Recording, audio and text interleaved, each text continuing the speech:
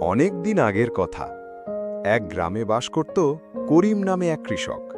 সে পরিশ্রমী ছিল বটে, কিন্তু তার একটা খারাপ অভ্যাস ছিল, সব সময় শর্টকাট খোঁজা।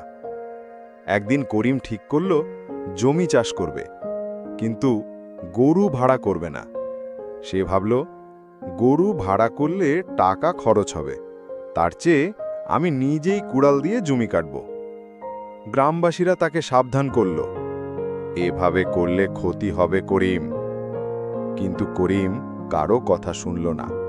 সে জেদ করে মাটি কাটতে থাকল। কাজ করতে করতে ক্লান্ত হয়ে পড়ল, তবুও থামল না।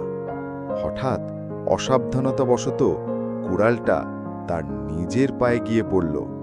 রক্ত বের হলো, ব্যথায় সে চিৎকার করে উঠল। গ্রামের এক জ্ঞানী লোক এগিয়ে এসে বলল, দেখো করিম, এটাকেই বলে নিজের পায়ে কুড়াল মারা। অন্যের কথা না শুনে শর্টকাট খুঁজতে গিয়ে তুমি নিজের ক্ষতি নিজের হাতেই করলে। করিম কষ্ট পেলেও শিক্ষাটা বুঝে গেল। সে জানল, অলসতা আর শর্টকাটের লোভ শেষে নিজের ক্ষতির কারণ হয়।